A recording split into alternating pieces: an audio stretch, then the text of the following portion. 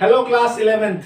In the last lecture we have seen the equations of motion by the calculus method.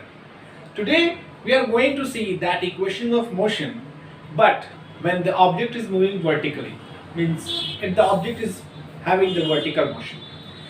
For that, suppose the object is moving on a horizontal line. This car is moving on this horizontal line, in the straight line, you can say horizontal. At this time when the car is moving, the car has some acceleration. You will say generally an acceleration. So that is why we are using v is equal to u plus at, s is equal to ut plus half at square, v square is equal to u square plus 2as. And the last, the distance traveled in the nth second or tth second, s is equal to u plus half a bracket 2t minus 1. In this all the acceleration was only a because the object was moving in a straight line, means the object was having the translatory motion moving in this horizontal line. That is why normal only you will say acceleration. Now suppose this object, if this object is falling down, if this object is falling down, means the object is doing vertical motion. At this time, what will be the acceleration? You are not providing any acceleration to the body. If a car is having some acceleration, so that acceleration is by engine of the car. But here, at this time, the object is going down without any external agent. It is going just down by a non-contact force, that is gravitational force. And if there will be a gravitational force, so there at that place the acceleration will be acceleration due to gravity. So at all places where there was acceleration a, we have to replace the acceleration small g. So now v is equal to u plus at will change to v is equal to u plus gt.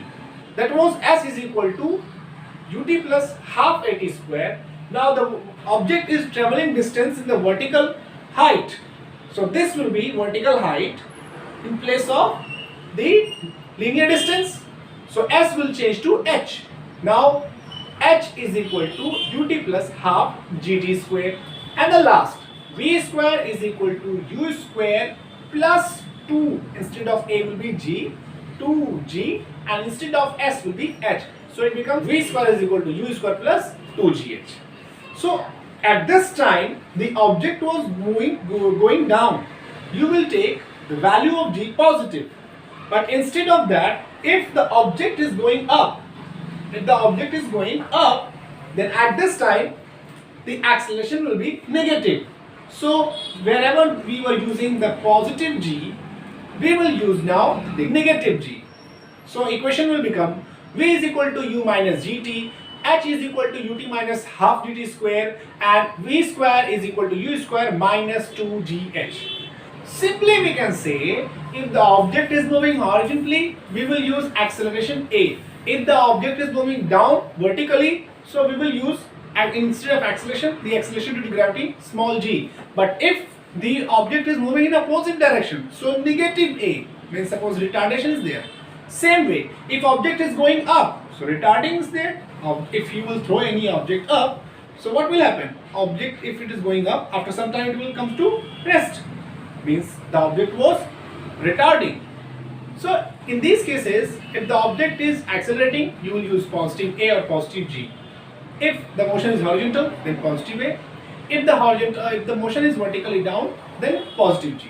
If the object is retarding in a horizontal, then minus a. And if the object is retarding vertically up, means the object is going up against the force of gravity, then you will use minus g. Now if the object is sliding from an inclined plane, at this time what will be g? When you will see this type of motion, you will soon study in the next chapter about the vector value, the chapter in the vector component. In class 10th you have seen that when f, the force is not acting in the direction of displacement, then you have to split the force. That is why you are using f cos theta instead of f. Now suppose this object is sliding down. At this time, what will be the acceleration due to gravity? At this time, you will use g sine theta, the component you can see on splitting into its component, the g cos theta vertically down and the g sine theta horizontally down. So at this time you will use, instead of E, g sine theta, not g cos theta or simply g. You will use g sine theta at every place of all the equations in the equations of motion. Let's see.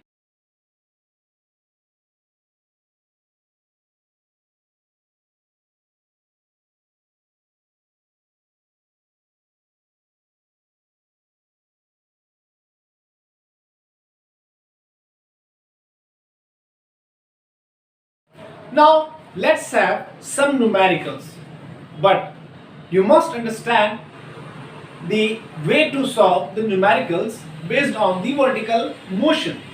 See here, you know very well that if an object is going up, you will use minus g. If an object is going down, you will use plus g. Very easy. But suppose somebody is standing at some height, somebody is standing there, and someone is throwing an object in upward direction. So first the object will go up and then it will go down. In this case, in these type of situations, how you will solve, you must understand. See here, in this case you are watching that the object first goes up and then goes down.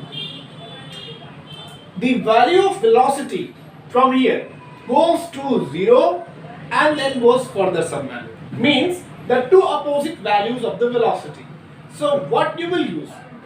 So remember, if in any question it is asked to calculate the distance traveled by the object when it is thrown up and comes down, so you have to use minus u. Remember here, you will take minus u. Why? This minus u initial velocity, this minus u will come to first 0 and then it will come to down, some positive value. So remember this, that will be final velocity. So remember this, you will take the minus u in such type of questions. So let's see some question based on it. See here, the question number 14th, based on the vertical motion under gravity. A ball is thrown vertically upward from the top of a tower with velocity 20 meters per second. You have seen one example in the video. The ball strikes the earth after 5 seconds of its throwing. What is the height of the tower and what will be the velocity of the ball while striking the earth? This is the actual question. So let's do for the first part. If you remember, I said when the object is thrown vertically up from any height or from the tower, so you will take the velocity minus 20 meters per second, because it goes for 0, then it converts to some value. So let's write the given value. U is equal to minus 20 meters per second time 5 seconds. The value of g given 9.8 meter per second square. So we have to calculate the height of the tower. We have the equation that h is equal to ut plus half gt square. If you remember, the value of u minus 20 time 5 plus half into 9.8 into 5 square. It gives minus 100 plus 4.9 on dividing with 2 into 25. It will give minus 100 plus 122.5. For the solving, it will give 22.5 meter. So this is the height of what? Tower. Now next part of the question, what will be the velocity of the ball while striking the earth, means final velocity. For the second part, we can use a simple equation, v is equal to u plus gt. What is v? We have to find. What is initial velocity? Minus 20 plus what is g? 9.8 into t, what is that? 5. On solving, minus 20 plus on multiplying 9.8 with 5, you will have 49. On solving, you will get 29 meter per second. This is the final velocity while touching the ground.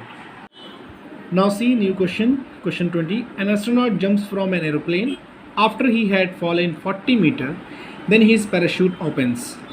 So let's see what it means. Suppose here it is that aeroplane and the astronaut jumps from here after covering 40-meter distance from here, the astronaut opens the parachute. Means from here it is retarding with something it is given in the question, but from here it is right now. Then read what is there further. Opens. Now he falls with retardation 2 meter per second square and reaches the earth with velocity 3 meter per second. Means now when he was falling, this is the retardation acting on him. What was height of the aeroplane and for how long the astronaut was remaining here? So here you can see the retardation after from here, suppose this is the earth, surface of the earth, the retardation 2 meter per second square, and with velocity it is going down 3 meter per second. So after how long time? So first of all, let's calculate from here to here. Means when he opens the parachute, what was the initial velocity here? And we can use h is equal to ut plus half dt square from here up to here. Let's calculate the time because we are having the value of height. So 40 is equal to, what is initial velocity here? It jumps, so 0 multiplied by t plus half into 9.8 given in the question, and the value of t square we don't know. So 40 is equal to 4.9 into t square, or t square is equal to 400 upon 49, or t is equal to, on putting it under root, the 400 will give 20 and the 49 will give 7. So the 20 upon 7 second from here to here, 20 upon 7 second from here to here, this time is taken by the parachuter, or you can say astronaut. Now next step, to calculate the initial velocity here. So whatever will be the initial velocity here while going from here to here will be the final velocity when it goes from here to here. Means the final velocity for this journey will be initial velocity for this journey. So let's calculate the final velocity for this journey because we are having the time for this journey. So for that we can use v is equal to u plus gt. See here, final velocity here for this one we don't know. Initial velocity for this one is 0 plus g 9.8, and the value of t we have just calculated 20 upon 7. On solving, you can see here value of v is dividing with 7. 7 ones are 7, carry 2, 7 4 are 28. So 14 into 2 gives 28 meter per second. This decimal cancels the 0. So this is the velocity 28 meter per second here right now from this place, and from here it is after that retarding with 2 meter per second square retardation. Now this velocity becomes initial velocity for this journey, and this one is the final because with this velocity it comes to rest at the ground. So let's find the height of this. I'm using v square is equal to u square plus 2gh. So final velocity 3 meter per second square, initial velocity 28 meter per second square, plus 2 in minus 2. Why minus 2? Because the parachuter, the astronaut, is retarding with this value. So retardation always written in the negative, and the value of height we are going to calculate. Height from here to here, remember this. So on solving, see this.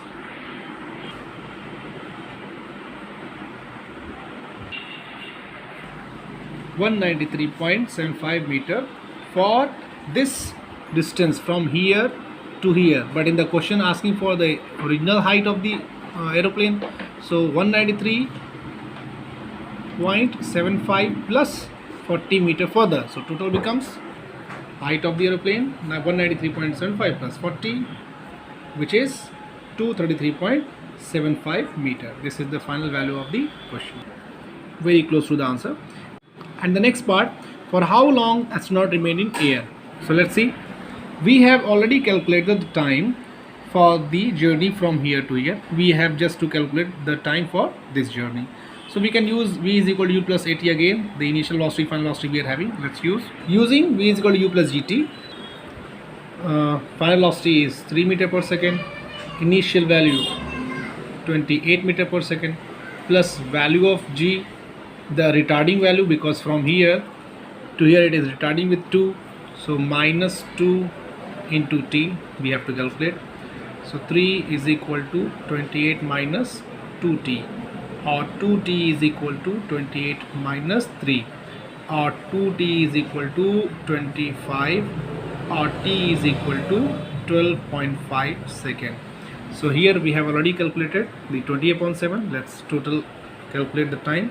Total time 20 upon 7 plus the 2.85 plus 12.5, or the total time becomes 15.35 second. So very close to the perfect answer. Now let's see the question 24. A particle moves along a straight line such that its displacement x at any time t is given by, this is what? Displacement. This is what? Time. Find velocity when the acceleration is 0. Asking for velocity but when acceleration is 0. So how to do this? This is based on the question, the differential value. We have to differentiate. Suppose if we are differentiating the displacement one time, so displacement becomes velocity. And again if you are differentiating, so displacement becomes acceleration. If we are differentiating this x displacement twice, means 2 times, so the displacement becomes acceleration. So what we will do, that we will differentiate twice, 2 times, to calculate acceleration. Then we will put acceleration value 0. Then what will happen? Let's see. So x is equal to t cube minus 6t square plus 3t plus 4. This is the question. On differentiating with time means we are going that dx upon dt.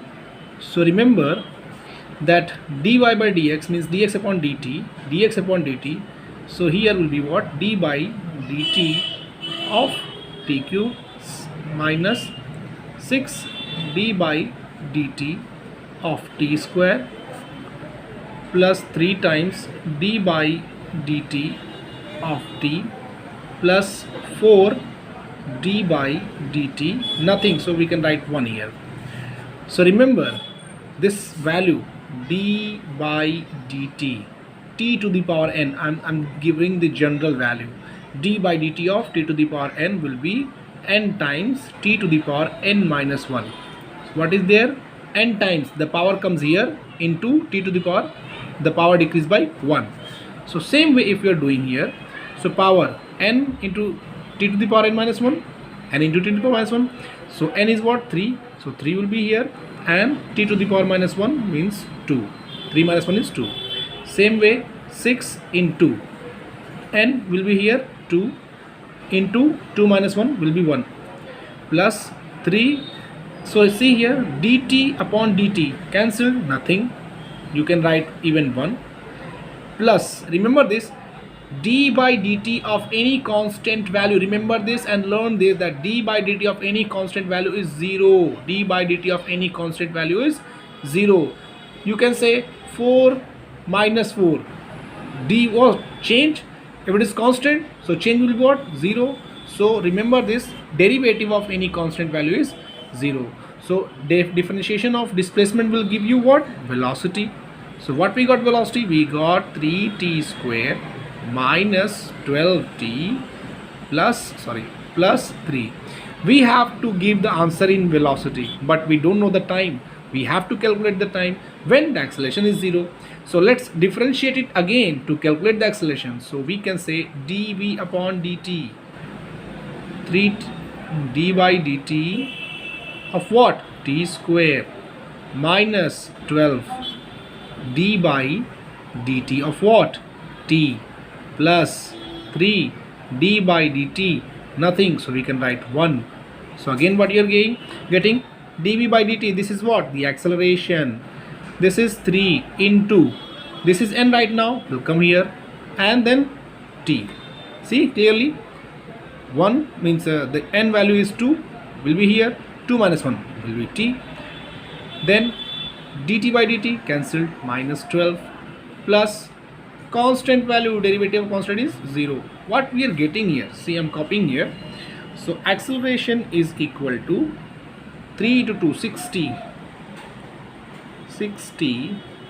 minus 12 minus 12.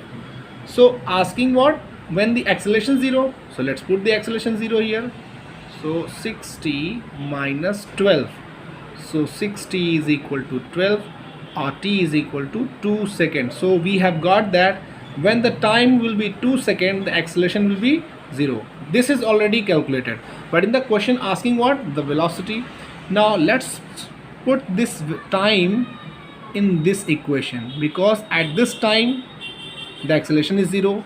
At this time asking what? Velocity. On putting the value of t in this equation, what you will get, v is equal to 3 into 2 square minus 12 into 2 plus 3, means 2 to the 4th into 3, 12 minus 24 plus 3 will give you what? Minus 9 meter per second. This will be what? The velocity of the body at the time 2 seconds, when the acceleration will be 0. Here I'm ending this lecture. Till the next lecture, be safe, take care, and thank you.